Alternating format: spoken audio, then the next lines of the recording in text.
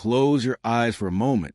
Picture the place where you sleep tonight, the walls around you, the door you will lock, the mirror you will pass. You think these are just physical objects. You think your home is simply wood and glass and stone. But what if I told you that every single home inhabited by a chosen one contains 3 invisible marks left by the monad itself? What if those marks have been there your entire life, waiting for the night you would finally have eyes to see them? Right now, subscribe to this channel and turn on notifications, because what you are about to learn was never meant to reach the masses. This is activation knowledge. This is what the church councils burned. And if you watch until the end, your home will never feel the same again. The year is 367. A man named Athanasius, the Archbishop of Alexandria, sends a letter that will change history. In it, he lists exactly which books are acceptable for Christian reading, and which books must be destroyed immediately. It is called the Festal Letter, and it marks the beginning of the largest spiritual cover-up in human history. Monasteries across Egypt received the order: burn the heretical texts, erase the Gnostic teachings, eliminate any trace of the knowledge that threatens church authority. But in a monastery near Nag Hammadi, a group of monks makes a different choice. They cannot bring themselves to destroy the sacred texts they have guarded for generations. So they seal them in a clay jar and bury them in the cliffside, hoping that one day, someone worthy will uncover what was hidden. 16 centuries later, in December 1945, a farmer digging for fertilizer strikes that jar with his mattock. Inside are 13 leather-bound codices containing texts the church thought had erased forever. And in one of those texts, the Tripartite Tractate, there is a teaching about how the monad marks the dwellings of those who carry the divine spark. Not churches, not temples, homes, the ordinary places where chosen ones lay their heads at night. Take a breath right now. In through your nose. Hold it. Release slowly. Feel your body settle, because what I am about to share requires your full presence. The teaching describes 3 signs, 3 marks that appear in a home of every pneumatic, every carrier of the divine light. These are not symbols you hang on your wall. These are energetic signatures that manifest in specific locations within your living space. And tonight, after you finish this video, you're going to find all 3 of them. But first, you need to understand what your home actually is. In the Gnostic view, nothing in the material world exists by accident. The demiurge, the false god who architects this reality, creates systems of control everywhere. Your workplace is designed to extract your energy. The media you consume is designed to fragment your attention. Even the cities you live in are laid out to keep you disconnected from Earth, from sky, from the frequencies that would remind you what you truly are. But your home, the space you claim as your own, operates under different rules. Your home is the one place where your consciousness saturates the environment so completely that it begins to override the demiurgic programming. The walls absorb your frequency. The air holds your intention. And in that space, the monad can leave messages that only you're designed to perceive. The Gospel of Truth, another Nag Hammadi text, speaks of the Father making himself known in his dwelling place. Scholars assumed this meant heaven, but the Gnostics were far more practical than that.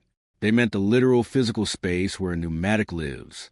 Your home becomes a temple not because you declare it so, but because your presence sanctifies it. And the monad, recognizing its own spark residing there, marks the space with 3 specific signs. If you are ready to discover these signs tonight, comment the words, "I see the marks," right now. This is not just engagement. This is a declaration that you are prepared to perceive what has always been there. The first sign is the door of recognition. Every home has at least one door that feels different from the others. Not broken, not damaged, just different. Walk through your home right now in your mind. Picture each doorway. One of them carries a weight the others do not.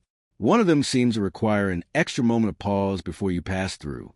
One of them has witnessed your transitions more than any other. That is the door, and the monad has marked it. Here is what the hidden teaching says. A door is not merely a physical barrier. A door is a threshold between states of consciousness. Every time you pass through a doorway, your energy field momentarily destabilizes and then reconfigures on the other side. Most humans pass through hundreds of doorways every week completely unconscious of this process. But chosen ones, pneumatics, carriers of the spark, you experience doorways differently. You feel the shift. Sometimes you pause without knowing why. Sometimes you forget what you were doing the moment you enter a new room. This is not forgetfulness. This is your system registering the energetic transition that doorways create. The door of recognition is the one doorway in your home where this effect is strongest. It is usually, though not always, the door to your bedroom or the main entrance to your dwelling. The monad marks this door with a frequency signature that does something remarkable. Every time you pass through it consciously, meaning with full awareness that you are crossing a threshold, the door amplifies your connection to Source. Think back over the past month. How many times have you stood in front of a particular door, hand on the frame or the handle, and felt a sudden clarity? How many times have you paused at a threshold and experienced a complete shift in your emotional state? How many times have you walked through one specific door and immediately remembered something important you had forgotten? That is not random. That is a door of recognition, doing exactly what the monad designed it to do. But here's the part that will change everything. The door only activates when you acknowledge it. Right now, you've been walking through this marked threshold for months, maybe years, completely unaware of its function, and it has still been working at partial capacity, giving you glimpses, offering you moments of clarity. But tonight, when you return to your home, you are going to find that door, and you are going to activate it fully. Here is the technique, exactly as it was preserved. Stand before the door of recognition. Place both palms flat against its surface. Wood, metal, it does not matter. Close your eyes and speak these words aloud. I cross this threshold as the monad crosses into form. I recognize this door. This door recognizes me. You will feel it immediately, a warmth spreading from your palms into the door itself, or a coolness rushing back into your hands. Some chosen ones report a tingling sensation. Others describe it as a sudden knowing, an absolute certainty that something just shifted. Both responses mean the same thing. The door has accepted your recognition. It is now fully activated. From this moment forward, every time you pass through that threshold with conscious awareness, you are not just entering a room. You are stepping between dimensions. You are moving from the frequency of the material world into the frequency of your sanctified space. The archons cannot follow you through that door. Their interference stops at the threshold. This is why you often feel relief the moment you come home. This is why your dwelling feels like a refuge, even when nothing visible has changed. The door of recognition is the monad's first gift, the first sign, the first mark of protection placed on those who carry the light. But there is a second sign, and this one is even more powerful. The mirror of the eons. Look around your living space right now in your mind. How many mirrors do you have? Most people have several. Bathroom mirrors, bedroom mirrors, decorative mirrors in hallways and living rooms. We use them to check our appearance, to make sure we are presentable to the world outside. But the Gnostics understood that mirrors do something far more significant than reflect physical light. Mirrors hold memory. Not in any mystical sense, but in a very literal energetic sense. Every time you look into a mirror, your consciousness interacts with your own reflected image, and that interaction leaves an imprint. Over time, over thousands of moments of self-observation, one mirror in your home becomes saturated with your energetic signature more than any other. That mirror becomes a mirror of the eons, and the monad marks it as a portal. The Dialogue of the Savior, one of the most cryptic Nag Hammadi texts, contains a passage where Jesus tells his disciples to seek their face before they had a face. For centuries, scholars dismissed this as abstract philosophy, but the Gnostics meant it literally. They were describing a practice involving mirrors and consciousness that allows pneumatics to perceive their true nature, the divine spark, the self that existed before incarnation, into matter. This practice was so dangerous to church authority that every reference to it was systematically erased from approved scripture. Why? Because if you can see your true face, the face you wore in the pleroma before descending into this realm, you can never be convinced that you are a sinner. You can never be sold the lie that you need salvation from an external source. You become uncontrollable. The mirror of the eons in your home is the surface where this seeing becomes possible. It is usually, though not always, the mirror you use most frequently when you are alone. Not the mirror where you prepare your public face. The mirror where you see yourself as you actually are, tired, uncertain, raw. That mirror has absorbed more of your truth than any other surface in your dwelling, and the monad has marked it. Here is how you identify it. Tonight, when you are home, visit each mirror in your space. Stand before it. Look directly into your own eyes, not at your face, into your eyes. Hold your gaze for at least 30 seconds. Most people cannot do this. They will glance away. They will focus on a flaw. They will start adjusting their hair or their expression. But you're going to hold the gaze. And with one specific mirror, something will shift. You will feel it. A sudden depth appearing behind your reflection. A sense that something is looking back at you. Not something external. Something internal. Something ancient. That is the mirror of the eons. And that feeling is the monad confirming its mark. Once you have identified this mirror, here is the activation. This must be done at night. The practice does not work in daylight because your waking consciousness is too engaged with the material world. Wait until after sunset. Go to Mirror of Eons. Light a single candle and place it so that your face is dimly lit but visible. Turn off all other lights. Stand or sit comfortably before the mirror. Gaze into your own eyes. Do not stare. Do not strain. Simply rest your awareness on your reflected gaze, and then speak this recognition aloud. I see the face I wore before the world was made. I remember what I am. What happens next is different for every chosen one. So I will tell you the range. Some people see their reflection begin to shift, not dramatically.